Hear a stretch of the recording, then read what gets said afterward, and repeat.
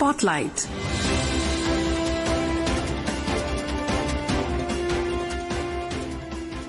This is Akashvani. In the program Spotlight, now we bring a discussion on earthquake preparedness. The participants are Krishna S. Vatsa, Member, National Disaster Management Authority, and Sarabjeet Kaur, Anchor. We are fortunate to have in our studios today Mr. Krishna S. Vatsa, Member, NDMA, to dwell on a very pertinent topic, earthquake preparedness. More so, listeners, when today Delhi has been hit by an earthquake of 4.0 magnitude.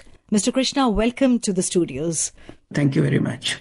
And now let's listen to a report from our correspondent on details of the Delhi earthquake. Strong earthquake tremors jolted national capital Delhi and its adjoining areas in the wee hours this morning. According to the National Center for Seismology, the magnitude of the earthquake was 4.0 on the Richter scale. After the tremors, Prime Minister Narendra Modi has urged people to stay calm and follow safety precautions. In a social media post, the Prime Minister forewarned the citizens to stay alert for possible aftershocks and assured that the authorities are keeping a close watch on the situation. Aman Yadav, Akashvani News, Delhi.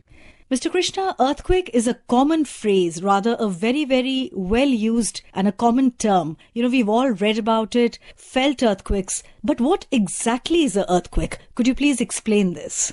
Earthquake is a hazard that occurs when the ground shakes beneath us. It happens due to various reasons, and therefore there are different kinds of earthquakes. When we have under the earth many tectonic plates moving, and when these tectonic plates collide, then there is a release of energy, and that actually amplifies and travels across the surface, and that causes the shaking of the earth, and it is called earthquake. Sometimes we also have intraplate formation where there is a stress accumulating under the plate, and somewhere if the plate is weakened, the energy gets released, and that also causes the shaking of the ground. Sometimes there is just a small fracture of the water bodies, some large rock formations. So that also could cause the earthquake. So there are different kinds of earthquakes. We need to understand the different kinds of earthquakes and the likely magnitude that the earthquakes could cause and the impacts thereof.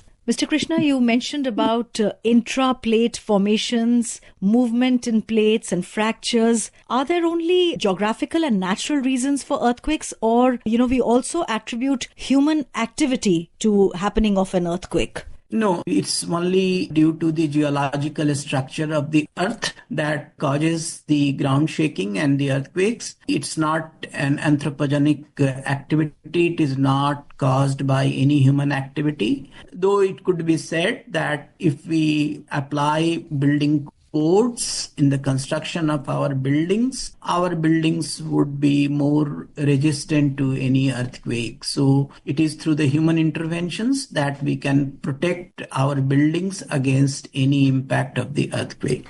Mr. Krishna, the country has been divided into zones and segments. Is the northern belt more prone to earthquakes? And how is Delhi placed on the vulnerability front? So of the country has been divided into seismic zones, and the area close to the Himalayas, in fact the entire Himalayas, because it's a young mountain, it is earthquake prone. And some of the areas which are adjacent to the Himalayas are also in the seismic categories. So there are 4 categories, which begins with seismic zone 5, which is most prone to the earthquake, then followed by seismic zone 4 and 3 and 2. So the city of Delhi lies in the seismic zone 4. It is quite prone to the earthquakes. So, Mr. Krishna, strong tremors were felt in Delhi and its adjoining areas at around 5:36 a.m. today morning after a 4.0 magnitude earthquake struck the national capital. How strong do you read today's earthquake? The earthquake was not very strong. It was just 4 in terms of the moment magnitude. But it was a shallow earthquake. So due to its shallowness, it created a lot of reverberations and we heard a huge sound. But in terms of the magnitude, it was not a big earthquake. A big earthquake would always exceed 5.5 or 6 magnitude. And it has an algorithmic scale, which means that increase of 1 in terms of the moment magnitude would release an energy 32 times more. So a 7 magnitude earthquake would be 32 times more powerful than a 6 magnitude earthquake. So in terms of the magnitude, it was not a big earthquake, but it was a shallow earthquake. I think the depth was about 4 to 5 kilometers, and a shallow earthquake is more destructive compared to a deeper earthquake. We generally use the terms magnitude and intensity interchangeably. Technically speaking, is there a difference between earthquake magnitude and intensity? You being an expert, if you could explain this for the benefit of our listeners. So magnitude is about the amplification of waves and the ground shaking. And earlier the magnitude would be measured on Richter scale. Richter scale developed a few inaccuracies. So when there was a huge earthquake, so Richter scale has now been discontinued and we are just measuring the earthquake as moment magnitude, MW. And intensity is different. Intensity is about the destructive potential of the earthquake, and there is a separate scale which is called modified Mercalli scale that is used to measure the intensity. And the intensity would suggest the quantum of the scale of damage that an earthquake would cause. So higher the intensity, more the damage. So there is a difference between intensity and magnitude. Mr. Krishna, what are the aftershocks of earthquake? Is there a window period in which they usually occur, and how strong can they be? Aftershocks would generally happen after a large earthquake because the entire energy that accumulates beneath the earth is not released at one time. It gets released through several such eruptions, and so the aftershocks continue. The aftershocks happen generally after a large scale earthquake. So if you have a 7 or 8 magnitude earthquake, there would be several aftershocks. So you should expect aftershocks when there is a larger scale earthquake. When there is a smaller earthquake, there may not be a possibility of aftershock, but it cannot be ruled out. You need to watch if there is an aftershock. Are there any forewarnings or signs that an earthquake might be occurring shortly, or do we face an earthquake without any signs? Now we have some amount of early warning available. Many developed countries have developed the earthquake early warning system. However, the lead time for early warning is not more than a minute. A minute is also maybe a generous estimate. It could be 30 seconds to 45 seconds. But some countries are trying it, and India would also introduce the earthquake early warning system soon. But as I mentioned, the lead time is not much in the case of earthquake early warning. As far as my knowledge goes, earthquakes cannot be prevented completely, but their impact can be mitigated. If you could throw light on this.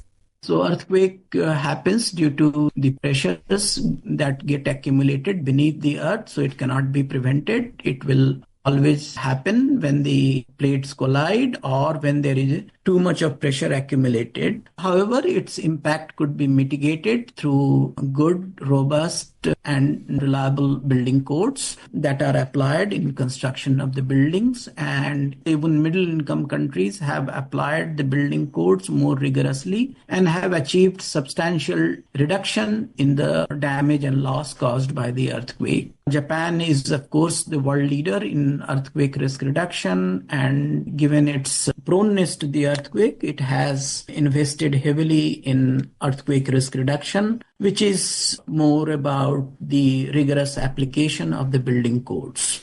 The National Disaster Management Authority, or NDMA, is the apex body for disaster management in India. What is the role of NDMA in building an ethos of prevention, mitigation, preparedness and response in connection to earthquakes?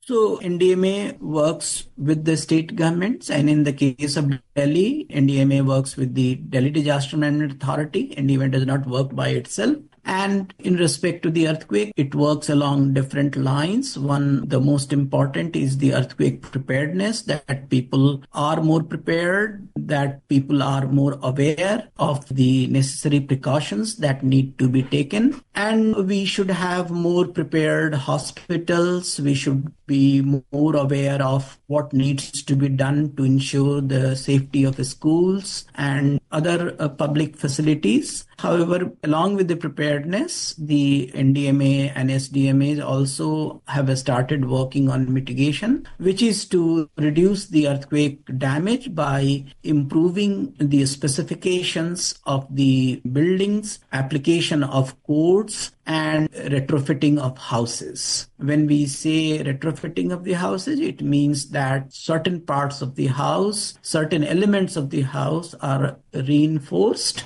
and certain earthquake resistant features are introduced that would absorb the impact of the earthquake and reduce the damage and loss.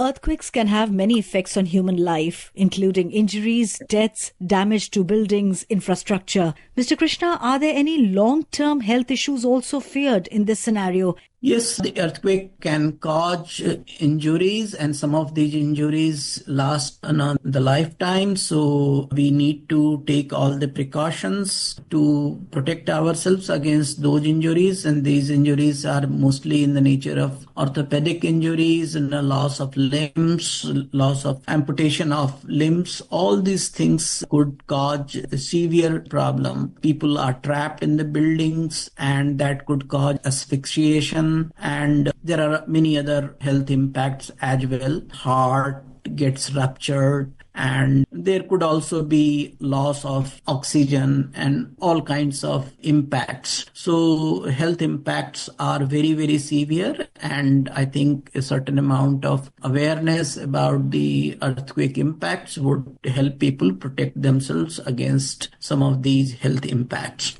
Mr. Krishna, is there also a psychological trauma element involved in this?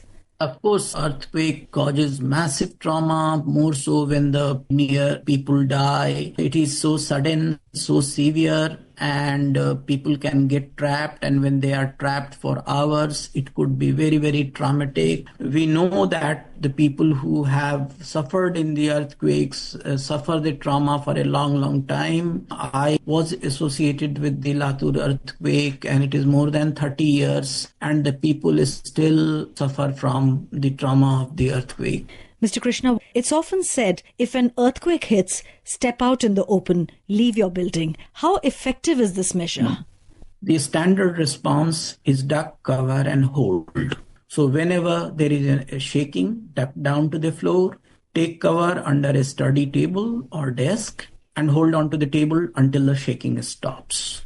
Do not panic, and do not try to rush out during shaking. Also, avoid all the areas where glass could crack, such as windows, or furniture could fall. You must maintain a distance from hanging objects and tall furniture. You exit the building only when the ground stops shaking. Please avoid elevators. Walk out of the buildings through the staircase. Do not rush and get hurt in the process. Maintain calm. You should also turn off electricity, water, and gas before you leave. And if you are outdoors, then you move to a clear area. You should be away from trees, electric poles, and wires, signposts, and structures. Earthquake may also happen at night, and when it happens, the lights may go off, and then it is very difficult to find the way out. So you should have the arrangements for torches and candle lights. They are essential preparedness measures. Our smartphones can also come in handy these days. So these are some of the essential steps, precautions that you need to take whenever you experience ground shaking.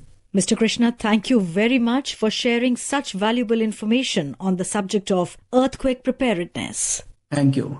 You were listening to a discussion on earthquake preparedness. The participants were Krishna S. Vatsa, Member, National Disaster Management Authority, and Sarabjeet Kaur, Anchor. This program was produced and presented by the News Services Division of Akashvani. Spotlight.